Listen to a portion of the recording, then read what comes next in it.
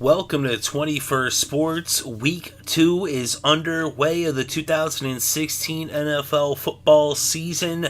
Starting off with Thursday Night Football as two AFC East division rivals faced off in the Battle of New York, AFC Conference style.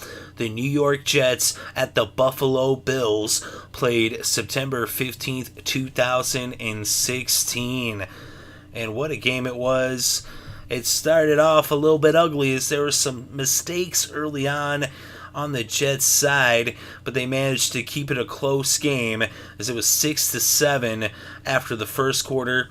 Nick Folk had a couple of field goals, and in between that, Tyrod Taylor ended up hitting Marquise Goodwin for an 84-yard touchdown. What a play that was, as that was the first points for Buffalo.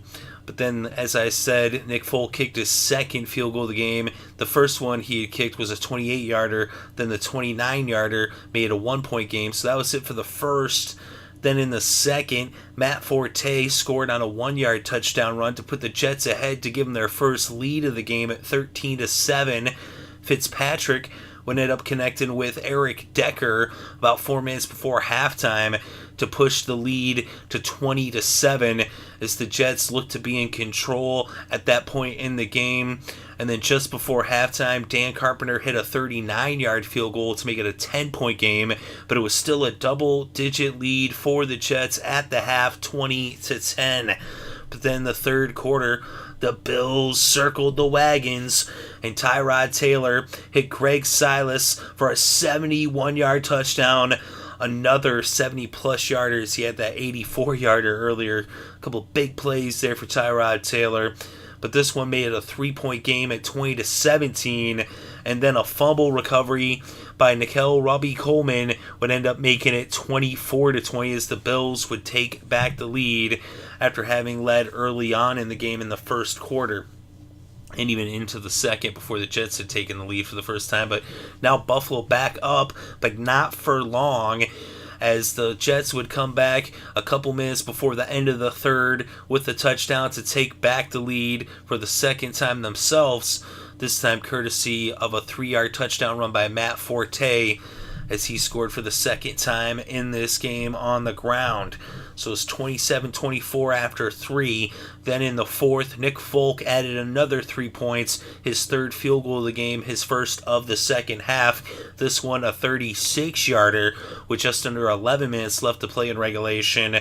And then with about 4 minutes left, Matt Forte ended up scoring on a 12-yard touchdown run.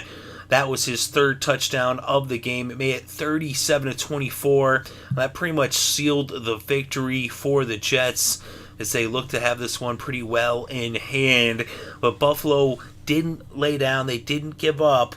They still kept on coming after the Jets, and they played all the way to the end. They would score a touchdown to make it a 6-point game with about a minute 20 left in the game as Tyrod Taylor threw his third touchdown of the game to his third different receiver, this one Mike Leslie, as he scored on an 18-yard touchdown pass to make it 37-31. The onside kick did not succeed. Brandon Marshall had come down with it. Earlier in the game, Marshall actually left the game for a little bit as he actually looked to hurt his knee, but he was able to come back on, so looks like his knee's all right, and he recovered the onside kick. But the Jets actually ended up punting the ball, though, with about 18 seconds left, and so Buffalo had one last chance, and they tried to get something done, but the clock ran out, so the Bills lose yet again. They're 0-2. They have yet to win, and the Jets are now 500 as they get in the win column for the first time in 2016. Lots of points scored in this game between two teams that are known more for their defenses. Of course, Marcel Darius was not out there for Buffalo, and so, of course, they're missing him there in the middle with that pass rush. And the thing, though, Fitzpatrick, he put up big numbers, and he's getting a lot of the credit as he was 24 for 34, 374 passing yards and a touchdown. But you got to give the credit to the offensive line. It really was all about that O-line for the Jets. They were giving Fitzpatrick time in the pocket, allowing him to make the throws under pressure. Fitzpatrick crumbles. But when given the time that he was given by this offensive line, he is on point. He made some great throws. They said they protected him well, and they were the reason why he had such a big night, that offensive line. They also opened the way for Matt Forte to score those 3 touchdowns on the ground. He had 100 yards rushing off of 30 carries. So people are going to talk about Fitzpatrick, but it's really the offensive line of the Jets that deserves the credit for his performance, because they were the ones that were really getting the job done there in the trenches. Like I said, Fitzpatrick, he's only as good as that offensive line and how well they protect him.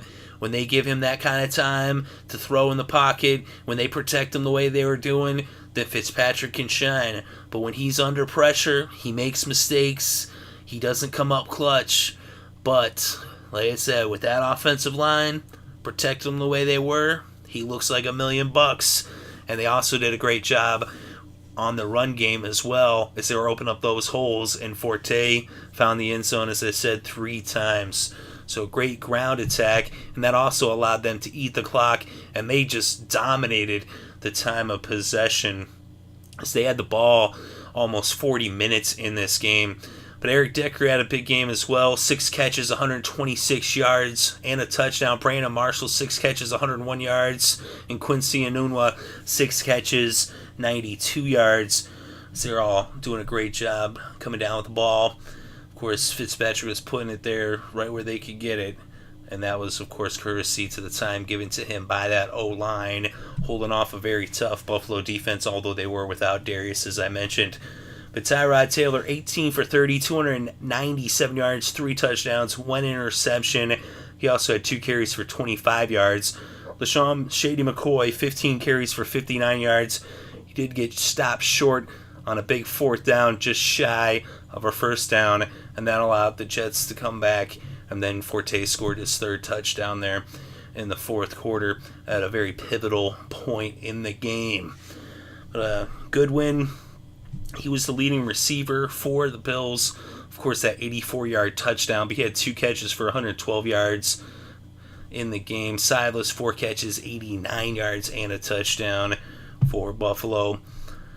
And on the defensive side, I mean, you see a lot of points, but the defense actually was playing better than the scoreboard would indicate. A lot of that had to do with the risks that these 2 defenses were taking, as they were sending a lot of pressure after both of these quarterbacks. Really on both sides, the offensive lines were doing a pretty good job, as there was only 1 sack allowed in this game, and that was on Fitzpatrick. As he ended up netting 370, as he took that 1 sack for a 4-yard loss. We look at first downs, so the Jets, 28 first downs, just 16 for the Bills. And on 3rd down, the Jets came up clutch, 8 for 13, 61% on 3rd down for New York. And for Buffalo, just 3 for 10, just 30%, as the Jets' defense was coming up big on 3rd down, shutting down the Bills. Of course, Buffalo was 1 for 2 on 4th down, 50%. But the Jets netted almost 100 more, well, exactly 100 more yards, actually, to be accurate. 493 netted for the Jets, and 393 netted for the Bills Bills. But then we look at the net rushing, 123 for New York, 86 for Buffalo. Through the air, the Jets netted 370, 307 netted for Buffalo. Then we look at the penalties in this game. 7 against the Jets for 50 yards, 6 against the Bills, 59 yards. Although I would say it seemed like the refs early on seemed to be calling things more the Jets' way, but then in the second half it seemed like things were going more the Bills' way, at least from the officiating point of view anyway, from what I was noticing. But let me know what you think, though, if you agree or disagree. But look at the red zone. The Jets got into the red zone quite a bit, but they were actually struggling in the red zone to get into the end zone. Just 4 for 7, just 57% in the red zone. Still 4 red zone touchdowns. It's nothing to shake a stick at, but they got to get that percentage up. The Bills 1 for 1, 100%. And hey, 100%, but only made 1 trip into the red zone. Of course, you had those couple of bombs there from Tyrod Taylor, the 84-yarder and the 71-yarder, so they don't necessarily need to get in the red zone to score, but a lot of points in this game. And I said the time of possession, 39 minutes, 12 seconds for the Jets, 20 minutes, 48 seconds for the Bills. So it was a wild one early on. I actually thought the Bills were kind of outplaying the Jets, but they were losing. That's why I thought at halftime that Buffalo was in trouble, because if you're losing by 10 points in a game where I thought they outplayed the Jets in the first half, just to be outscored twice as many points, well, that's not a game you're going to win most times. They did get back in it. They did take back the lead, but they weren't able to stop the Jets. They did a tremendous job by that offensive line as they seemed to just play better and better as the game went on. The Jets were kind of struggling there in that first quarter as the Bills were getting the blitz at Fitzpatrick. They're bringing the pressure. But then the Jets, they made the adjustment. They made the blocking adjustments. They were able to pick up the blitzers. They were able to give Fitzpatrick the time to make the throws. And those receivers were coming down with it. They got some spectacular receivers on that New York Jets team. Some of the best receivers in all of football, especially that tandem of Brandon Marshall and Eric Decker. And Anun was pretty good too. But let me know what you think in the comments section below. Which plays and which performances stuck out to you? Definitely interested to read your thoughts and opinions. Thank you very much for listening. It's greatly appreciated. I hope you're having a good day and have a great weekend and enjoy all the sports.